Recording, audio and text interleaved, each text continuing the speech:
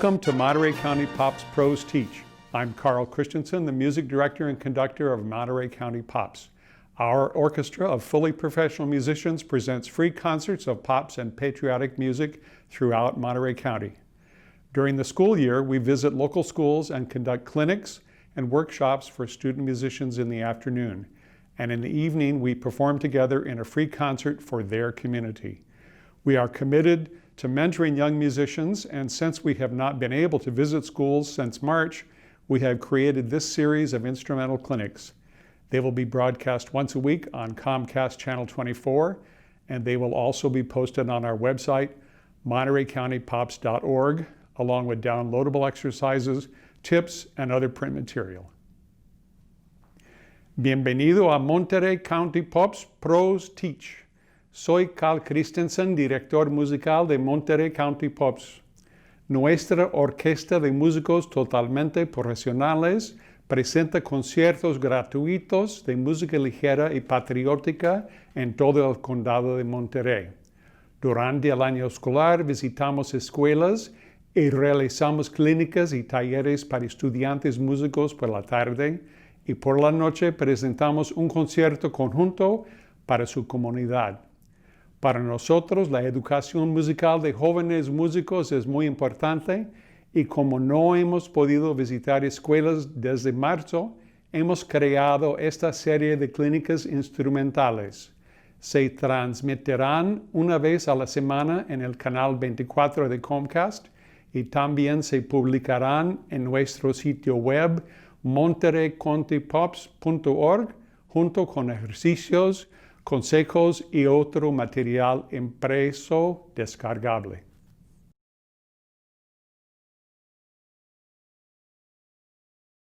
And now please enjoy our percussion timpani episode presented by our principal timpanist, Beverly Reese Dorcy.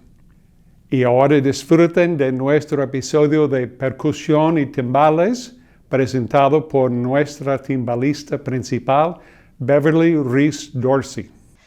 Hi, my name is Beverly Reese Dorcy, and I will be showing you some information about our timpani and percussion. Just to give you a little bit of background on how I actually came to joining this wonderful world of percussion. I started actually on piano at age 5. I did have some lessons, and then I was really very much a part of the public education system here in California. I took up violin in the 5th grade, I took up guitar in 7th grade, organ 8th grade, went on to playing the clarinet for a while in high school, and took up timpani and percussion then when I started in the 10th grade, which is a little bit of a late start, but at least I already had some background in all of the percussion lingo before coming into that. So part of this path and playing all these instruments is just that I like to do a lot of different things. And as you can see in my setup here, at least I have some of those things that you can do while still staying within being in the percussion world. So I finally found my happiness in my home being able to play all of these different types of instruments.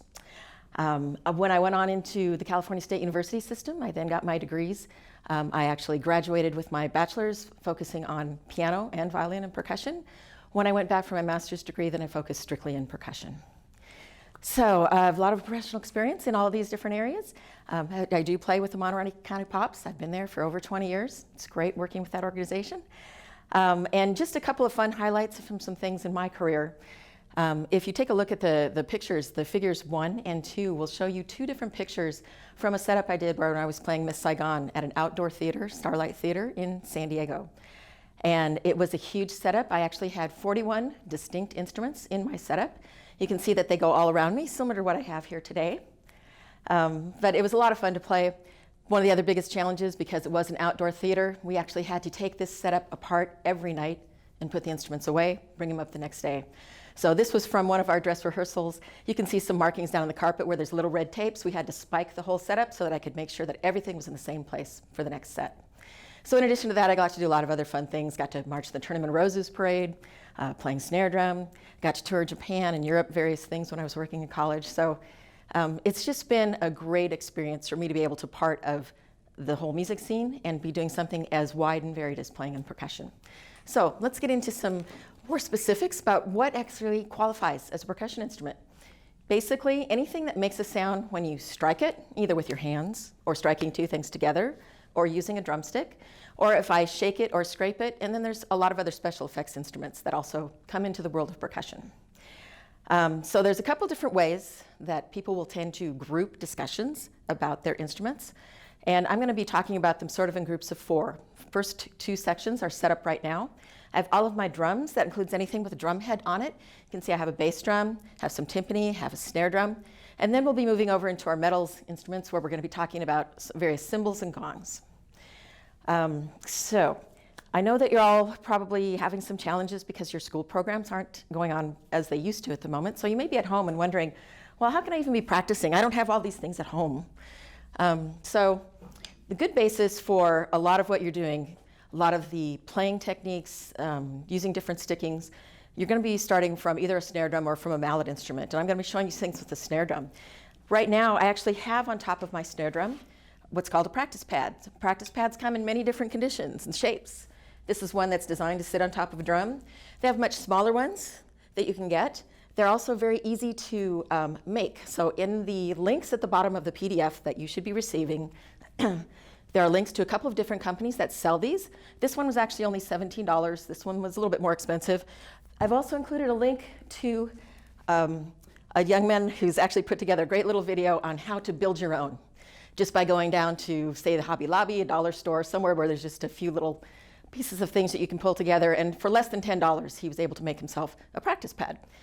If none of that works for you, you can actually, books work pretty well. Just set up a book or 2, nice, thick, soft, so you're protecting the surface you're playing, and you can practice on that. So I do have a couple different types of snare drum sticks. If you don't have sticks, start with pencils, anything that you can do. You can also make sticks very easily just out of a small piece of bamboo. So these are just 2 different kinds of snare drum sticks. We'll be talking a little bit about making sure you're using the right instrument, right mallet for the right instrument, the right sound effect that you need. So I have 2 different sizes of beads on the top. These get a little bit bigger sound. We're going to be working with these for today, but any type of snare drum stick will work. When you're working on your practice pad, you can work on just being nice and consistent, getting a good even sound between the right hand and the left hand, just doing simple strokes. We'll be talking about some specific examples later you can be working with. You want to focus on having good form. It's very important when you're playing any of your instruments that you are using the proper form. So if you'll look at figure 3 in your PDF, we're talking a little bit about having a neutral position on your wrist. It shows you an example of a good, nice position. I should probably show you face front. And then it also, with this, you have a lot of flexibility with your hands. If you start moving this direction, it's a little bit harder to get good movement. If you move inward, I have even less flexibility there. You want to have a good neutral position so that as you're practicing, you're not doing any damage to your wrists, tendons. Things are going to be as healthy as they can be for as long as they can be so you can play for a good long time. If you look at the next figure, it's going to talk a little bit about the grip. There's 2 main grips with snare drum, and that's traditional and matched. You can see the top example is showing you a matched grip. Most of the grip itself is actually the fulcrum point between your thumb and your first finger here, and the others are just clasping around that very carefully. Traditional grip is going to be quite different.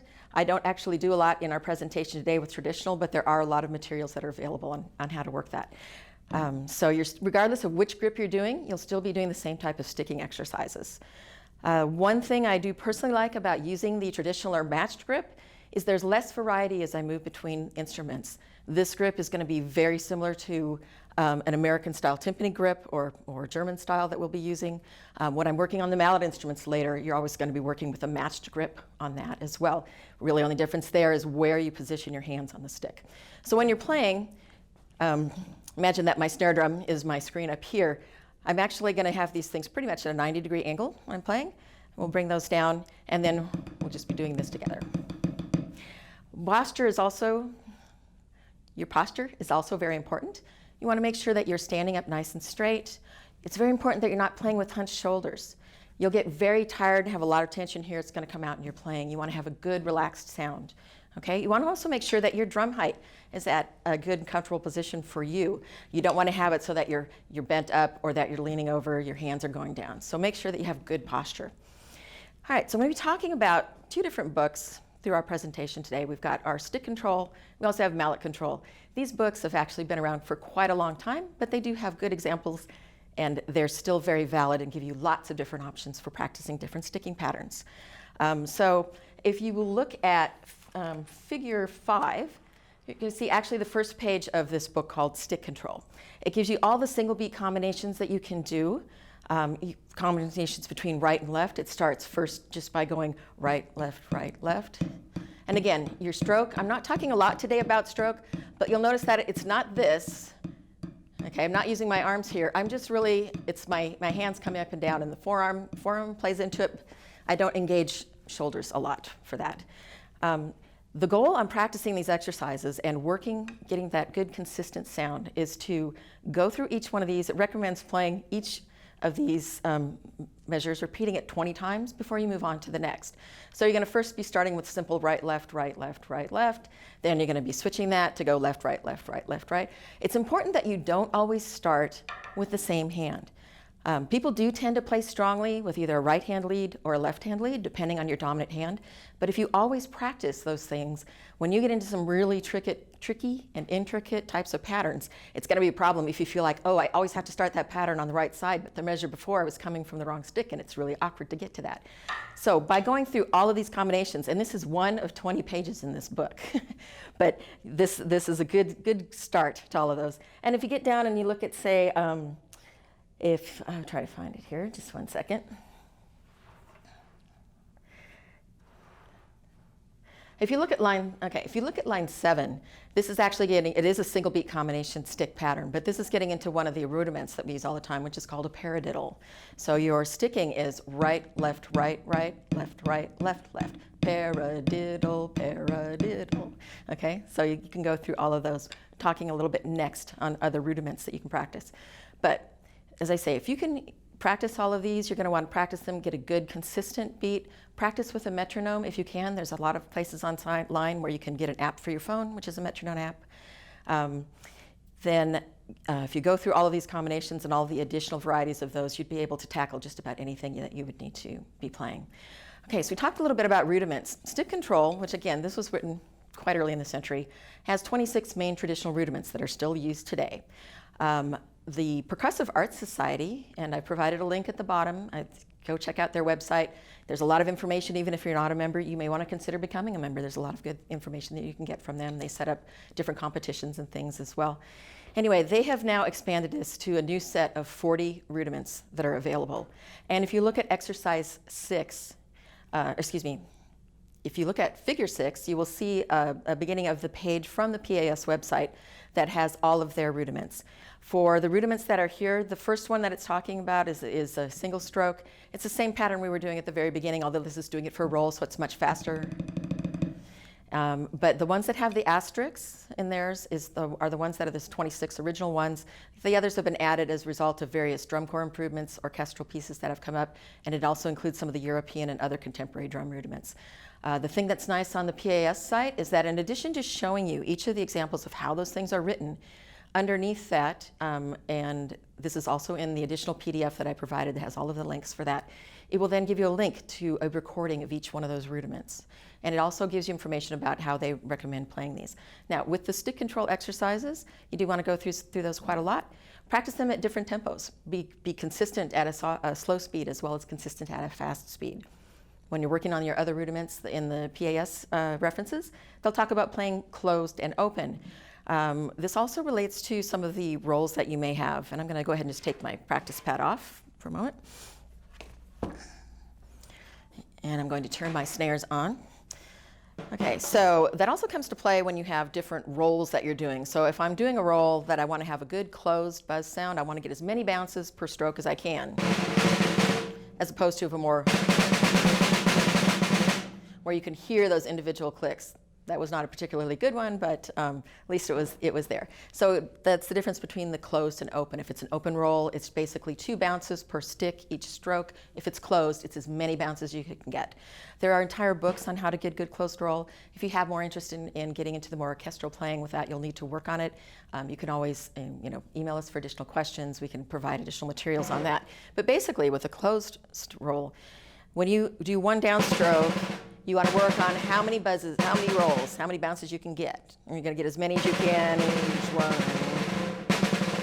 So it almost sounds like a roll, even though I'm doing it very, very slowly. So then as I speed up, so there's many, many buzzes, many, many bounces per roll. Okay, so those are some of the basics just on the snare drum. We could spend a whole lesson just on snare drum, but I do want to get into a lot of other areas. So we'll move forward on that. Also, you may not have seen me do that, but when I stepped away, I actually released my snare drums because my snare on my drum, because I don't want this drum to be buzzing while I'm playing any of my other instruments. It's really important when you're in a band room and everybody's warming up, don't have your snares on. They're going to be buzzing every time the horns in front of you are playing a note. It's really, really annoying, right? And when you're playing in concerts, that's also important.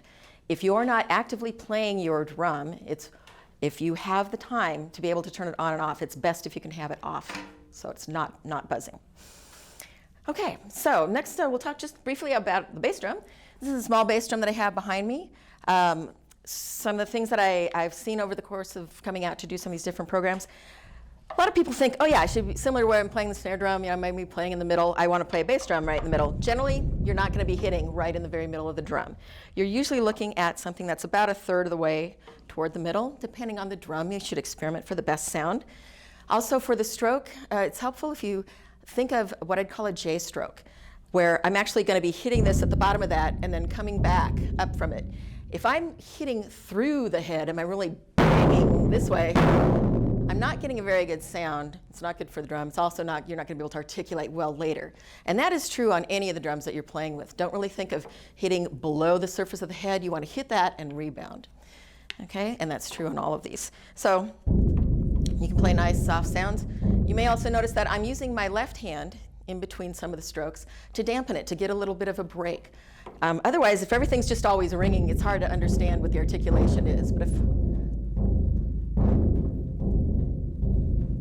okay, and so for dampening, you can do it with the hand that's not playing. Sometimes you're doing patterns where you really don't need to be holding a stick in your left hand. That's really generally when you're doing a roll. Again, when I'm doing a roll, my sticks are positioned, it's not like snare drum where I'm trying to get them really close. You're usually doing it on places that are opposite sides. Okay, so just some really simple things. Also, you can dampen with your left hand on the other side as well. That will help some. So sometimes if you have a really big noise, you'll want to come to that. And you can dampen both heads at the same time. All right, so now on to one of my favorite instruments of all. Although it's hard to say, I do love them all. It's timpani. I have a set here of two timpani. This happens to be a 26 and a 29 inch. That has to do with the width of the drum, the diameter of the head. And again, similar to when I was playing on bass drum, when I'm playing timpani, unless I'm doing a very interesting contemporary piece where they've actually specified that they want to have a very dead sound that you would get when you're hitting the center of that.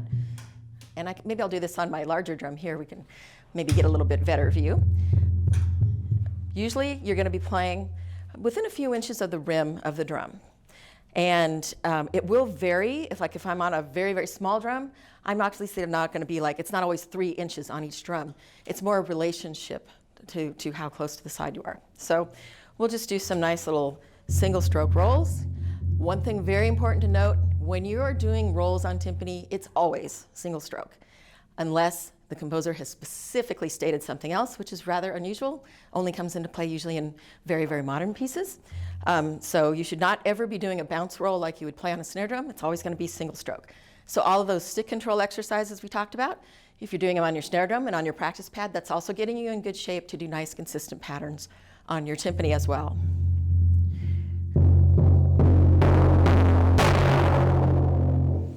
Okay, so there's a lot that you can do with timpani. Again, I was getting more volume simply by doing a bigger stroke, greater pressure going into the drum. The other thing that's really important about timpani, though, is that it's the difference between snare drum and bass drum is that a timpani is a definite pitched instrument. So I can actually play specific pitches. I'll be tuning from using my pedal at the bottom.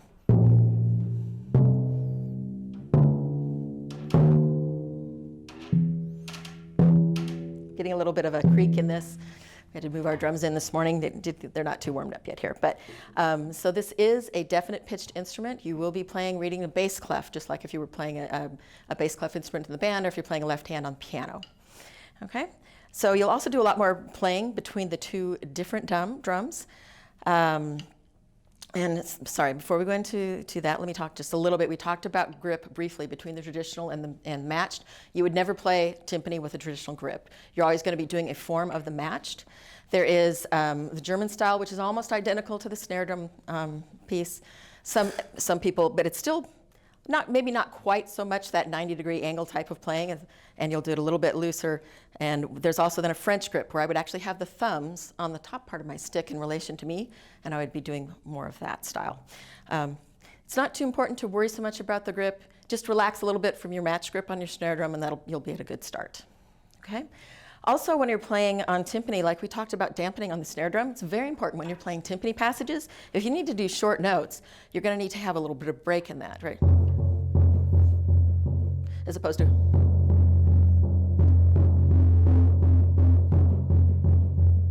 So you're just going to use your left hand. You can do a little bit of motion. Some people go toward the center. Some people choose to go out to the side. It doesn't always take all three fingers, just depends on what you're working on. Did want to talk a little bit about sticking. So most of the time you're doing straight alternating sticking. That's going to, whatever your pattern is, that's generally what you're going for.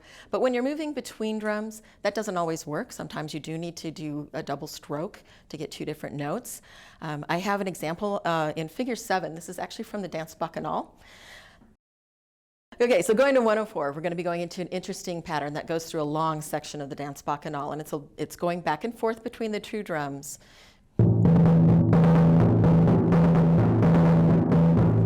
So this one, you're mostly moving between two drums. It's not that you would be doing it all on one drum. Some people have actually tried to go.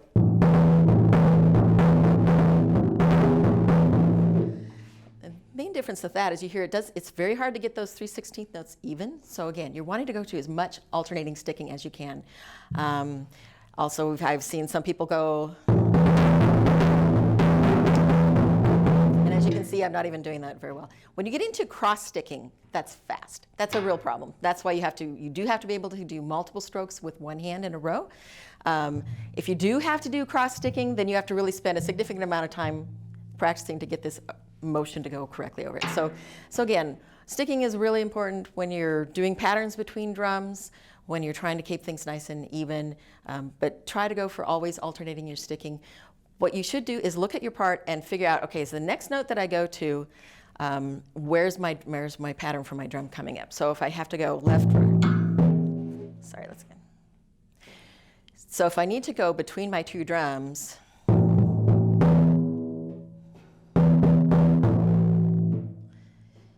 we have sayings called inside out, outside in. It's if I have 3 notes here, before I need to go to this high one, I'm going to start this with my outside hand on that. And if I have the next thing I'm moving up, otherwise it's going to start with my inside hand. So if I'm doing 16th notes, I would not start with that with my left hand because I get into this cross-sticking problem, right? I would start with right. It's much easier to do that. So think a little bit about where you're headed. All right, we spent a fair amount of time on timpani, but I do want to move into now some of the things that are in our metals family. One of the interesting things also about being a percussionist, we have some of the smallest instruments and some of the biggest instruments in the orchestra. So in our metals group, first thing we're going to start with actually is finger cymbals. They do look like little miniature crash cymbals. However, I'm not going to play those like this. It kills me when I see anybody do this. Can I get a sound? Yes. Is it a great sound? No. And it's important to think about all of these. What is the good thing about the sound? So proper way to play finger cymbals is to hold one with it parallel to the floor and hold the other one this way. And I'm actually going to hit the edge on the crown. And as you can see, it gets a really nice ringing sound, much better than this clashing, which sounds more like those little monkey things that play like this. We don't want to do that. You can also get finger cymbals that come in much bigger sizes, have a much longer ring. When you're doing a lot of Middle Eastern style pieces, may have more of an effect like this. So again, these will ring a long time. When I'm playing these, I generally will then carry this out so you can hear the sound move out. So again, think about the sound and the effect that you're trying to get with those. All right, something slightly larger, still in our metal selection, but you see it played in a lot of orchestras and band literature, is the triangle. Now, I have a very nice clip that works easily for me because I can actually fit my finger through the middle section, but you can use all kinds of different clamps. The main thing is when you have your triangle set up, regardless of the shape of your clip, think of having a sort of a gripper down here and things are resting on top of it, because you want to be able to close your hand around it if you need to. This one just happens to give me a little more flexibility. The main reason for that is when you see music that has a triangle part, if there's an O above a note versus a plus above it, O means open and the plus is going to be closed. So if I'm doing something open, it's just going to be ringing. And if I'm doing closed, it's a very short note.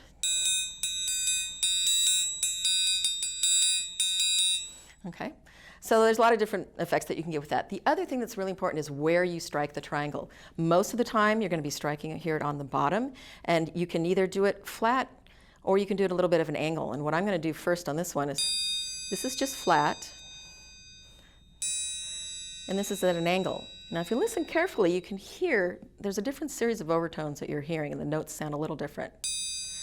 This one gets a very pure sound. When I come across a little bit at the top, has a little bit more shimmer to it. So most common places to play it this way. You notice I'm also holding it fairly high. If you're playing a nice intricate band part, but it's very soft and gentle, it helps to have it high because the sound can come out over the heads and the music stands. It's also easier because I can be looking directly at the conductor, as opposed to playing down here, trying to find my triangle, and then having to look up and see what my conductor's doing. So most of the time you'll see the musicians are going to be lifting it up and playing here. If I'm doing a roll, typically you can either do rolls between the two top sections here or on the side. What you don't do is, everybody come to dinner. No, that's not what we're doing, okay? So you want to work on a nice roll. And if you start and do it quickly between the two sides, if you need to get louder, you can then go to something a little bit further down in the triangles.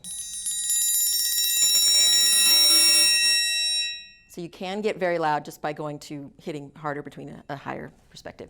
Now, you can play on the outside as well. Sometimes when I'm doing something that's very, very simple or very soft, I may do that, but most of the time you're playing on the inside pieces. There's also a ton of different triangle beaters. This happens to be what's called a Stossel style. My beater head is a little bit bigger than the stick. So I've seen a lot of folks who see these laying down on a tray and they go, oh yeah, I'm gonna pick it up by the handle and play with the other side. For this style of triangle, yeah, you'll still get a sound, but that's actually not what these are designed for. This is not the handle, this is the playing surface. This one also it actually has a rubber handle on it, makes it a little easier to hold. You have a little baseball end, and again, this one's very small, can get some very nice light sound. All right, so let's see. We're gonna move on now to our crash cymbals. Let's do those next. A little bit bigger than our finger cymbals. So for these, you will see a lot of people with marching bands, they'll have what's called a pad. That'll help. It helps for playing your hands. It'll also help keep a tighter sound. Most orchestral players may or may not use those. Frequently they don't. So when I'm playing crash cymbals, important things to think about is you want this to hit at basically the same time, but I don't want to hit completely flat. So I'm going to keep one hand steady, and I'm going to bring the other one across. Let's try that again. And for cymbal dampening, you just bring it back into the body. I'm going to do a nice loud one.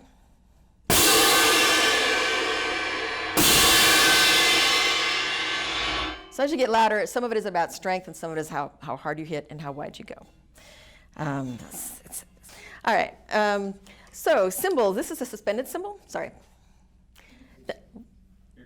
Okay, so we'll move on. This is called a suspended cymbal. You can play it with a variety of sticks to get a different sound. We're going to do a nice roll on this. Again, I'm going to be starting not with my sticks close together like this, spread out evenly. You can also use regular snare drum sticks. You can use brushes to get a nice soft effect. Just depends on what the music is asking for. And then the last in our group of metals is the gong. I have a small gong here, hopefully you can see. It's hanging from a stand. Again, rarely are you hitting, you should practically never hit from the very center. You're going to go off center from this. This is a nice soft note. If I have something where I'm waiting and it takes a long time for a cymbal to actually make the sound, you may need to do what's called warming it up, where you actually are going to just hit it softly, where you don't really hear it. and then you can control it. It'll be already moving, and it'll be able to speak as soon as you hit it. If you need to roll, you can either roll with one hand or you can use 2 separate mallets. But again, spread them out on where you're hitting.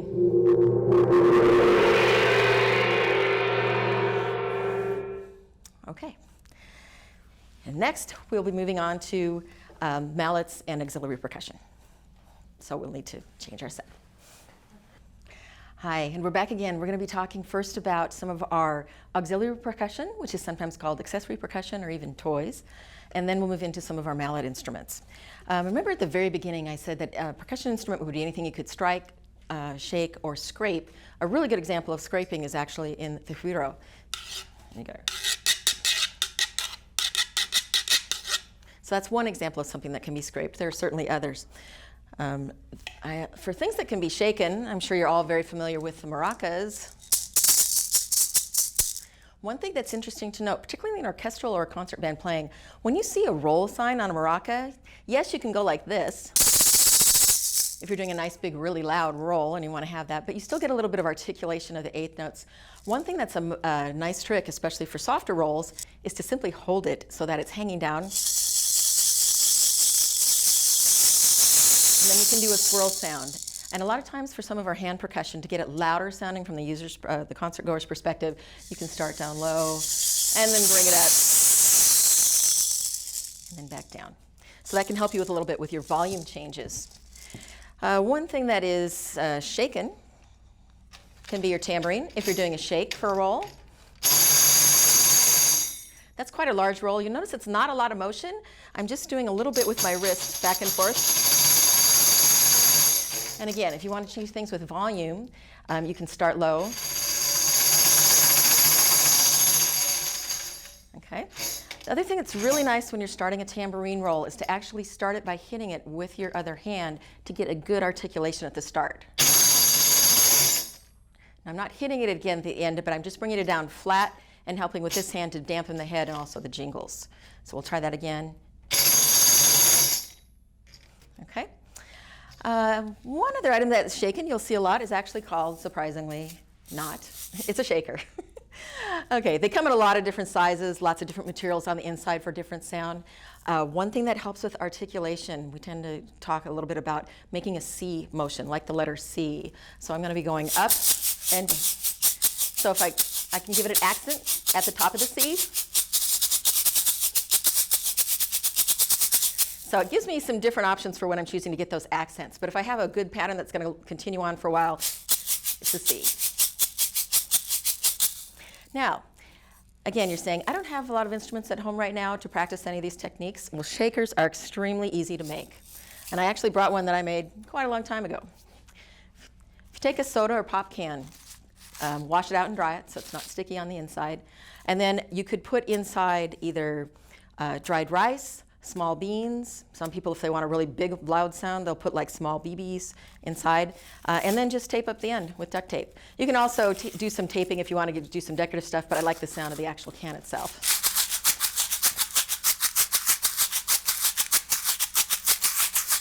Okay.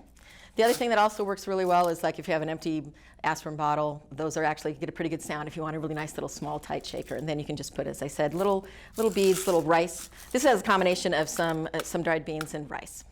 And then you can experiment. Pour some in, try it. If you don't like it, take the tape off, adjust what's in there. All right, let's see. Some of you have probably also heard of or seen claves. Basically, it's just 2 round pieces of wood. The important thing when you're playing claves is you're actually going to make a little cradle in your hand. If I just hold on to this entirely flat and hit it, it's not a super resonant sound because I'm actually dampening too much of it, right? So I want to have a nice light touch for holding it, and I want to have a little bed that's going to have a little echo chamber down there in the bottom to help with the sound. So you can, and also as you move up and down the stick, sometimes you can get different pitch ranges with it. So just experiment with the claves that you have. These can be made out of any type of wood. You could also experiment on some of your own. These are very heavy wood right now, but you can try those. Also in the wood family, we have wood blocks. Wood blocks can be in wood. You'll also see them in plastics as well and get a pretty decent size. This one has a sound hole on one side, so you're basically looking to not be holding it from that side. And you'll get different sounds depending on where you hit. And I'm just using a very nice, it's a hard mallet, but it's wrapped with some fabric. I wouldn't want to use a hard wooden stick on this because you could actually damage your wood block. Okay, light touch on both hands. And again, when I hold it, similar to the claves, I'm not holding it hard with my hand the whole way. It has little tiny feet on it, so when it's sitting on a table, it's just very slightly raised. So you can also play it laying down. You can play it with multiple sticks. Also striking, of course, cowbell. So again, not holding it all flat. Okay, so lots of good fun stuff you can do with that. And then a case of a combination of striking where the objects are hitting each other. I'm going to show you some castanets. So these happen to be mounted on sticks as opposed to playing them like a flamenco dancer, which is a wonderful technique and a great thing to learn, but it's rare in a performance at a concert you would ever have time to actually get them in and get set for that. Typically I would have like a small step. I'm just going to be playing this against my knee because it's a little easier than against another surface. Okay, so that is just a matter of doing that. If you need to control the tightness of the sound, there are adjustments that you can make on those, but also you could put your fingers on the top. So if I need something that's a little bit softer or more articulate, I can help with some of the vibration there. So that's just a small example. I have literally hundreds of other instruments at home that could fall into this category, but just wanted to show you a few techniques for some of the things that you might more commonly play in your concert band literature. So now we're going to move over into another great area, which is our mallet or keyboard family. I'm not sure if you can see it or not, but basically the keyboard lines out just like it does on a piano. All the natural keys are in the bottom row, and then I have the sharps up on the top. The music is written, it looks just like piano. A lot of times it's only one staff. Most of the time you're playing in treble clef.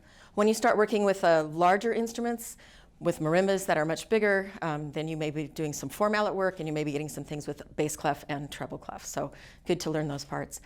Similar to if the stick control we talked about before, if you look at figure 8, I have one page that this is actually from the mallet control book. So it has a lot of those same stickings. It starts off doing very straightforward, just alternating, but it's going and working through some of the scale passages. One quick note before we start that. There are a lot of different types of mallets you can use. These are actually made of a hard plastic material, and these are rubber. When you're practicing, if you don't want to have it be so loud and noisy, you can go ahead and just use the rubber. We're going to go ahead and work through this first exercise here. So we're just going to be alternating right, left, right, left.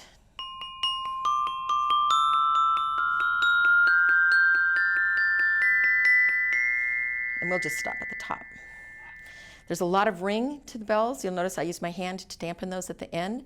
If you're doing individual notes that maybe you need to not mix up with some of the other pieces that are coming in your orchestral or concert work, you may need to dampen the note entirely when you go to move to another key. So you can do all of that. Also in the mallet control book, there's a lot of examples that have arpeggios. If you look at figure 9, we have an excerpt. All of the stick control exercises, there'll be ones that'll be working on in a single key, and then the practice thing is you should take it through all the other keys. So what figure 9 has are some of the examples of the 1-octave major and minor scales. This is the first page from the book. If you look at the additional PDF that's provided, it lists them through all of the keys that are out there. So this is simply a set of exercises where you can start by playing the scale first.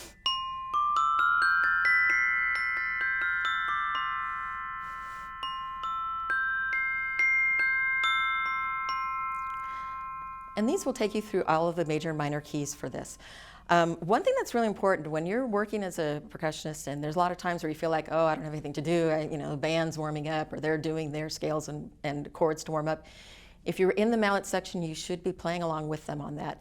And even if you're not in the mallet section, you should be working on getting an understanding of what are the keys that are there, what are the key signatures, what are the arpeggios that make sense. Because even if I'm playing on timpani, I need to know what key I'm playing in, what's the first and fifth and first and fourth. Those are the most common intervals that I have. But I may also have all of these other things. You need to work on your ear training, listening for that, and understanding the structures of all of this.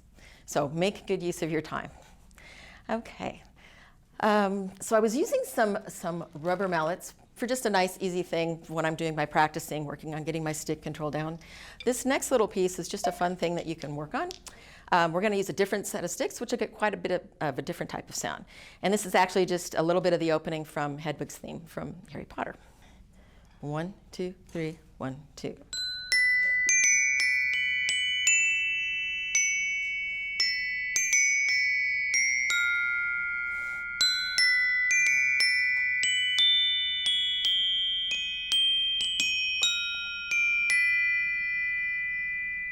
And then you would dampen those at the end of the piece.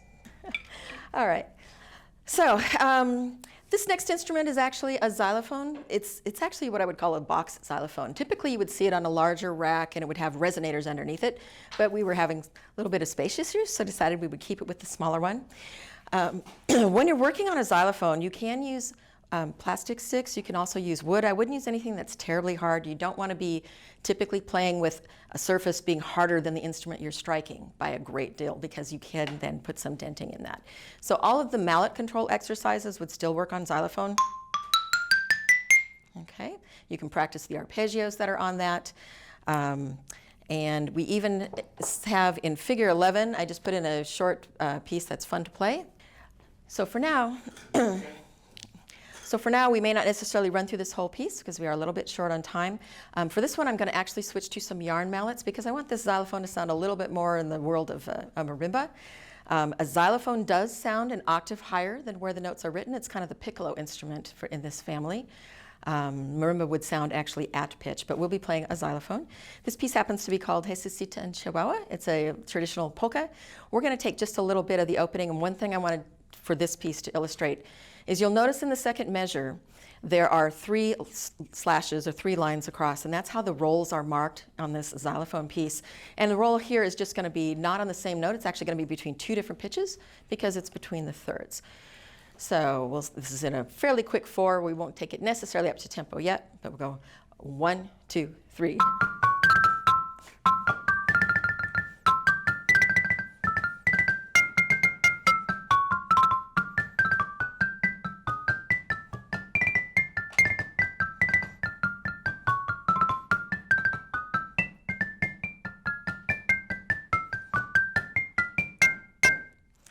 Okay, so as you can see, it's pretty easy to play quick, fast pieces on this. Some of my rhythms may have sounded a little different than what you might have seen in your part. I'm working off of an older version of this, but the thing that's fun about this piece is it's got some phrases that appear in different forms. You can play the first part 2 or 3 times, then you can go into the scale section and come back, and it's just a fun piece. It gets you really used to playing these all thirds, all in a row, which there are also exercises in the mallet control book that are thirds because you will play those quite frequently.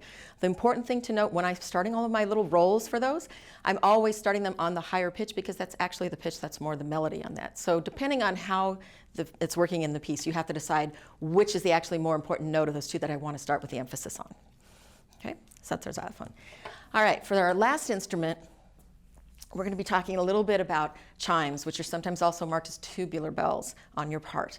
And normally you would see an entire rack that would have that same setup with sharps and naturals, but we're just going to have a few notes. Just the important thing on this is where you strike them when you play them, because a lot of times I've gone into schools and I see kids that are playing them down here. In all of our other mallet instruments, that's where you get your best sound, is right toward the middle of the bar. You should never be playing chimes down here. That is not where you play this instrument.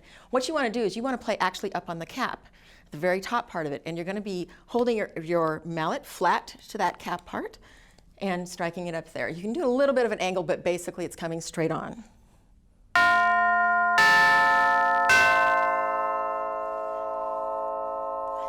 And then on a large set, you typically have a damper pedal that you would be using your foot, which brings down a bar against that, but you can dampen also with your hand. And sometimes if you don't want them all to ring while you're playing, you can dampen it as you play. So that's a much cleaner sound of what those notes are. So again, most important part is that. There are also different types of mallets. I was playing with a hard acrylic mallet. You can also use rawhide, and on this mallet I actually have one side is the plain rawhide, one side I've actually attached felt to it for a much softer sound. So I'll show you the felt sound first. It's very, very soft. And the rawhide's going to give me more definition, but not the same brightness that I got with the acrylic. Now you can hit chimes fairly hard, they're fairly sturdy, but again, most important is where you hit them. So flat, angle. Let me just turn this just a little bit so you can really see that I'm actually playing pretty flat, but against the cap. I'm not playing on the tube itself. This is my striking point.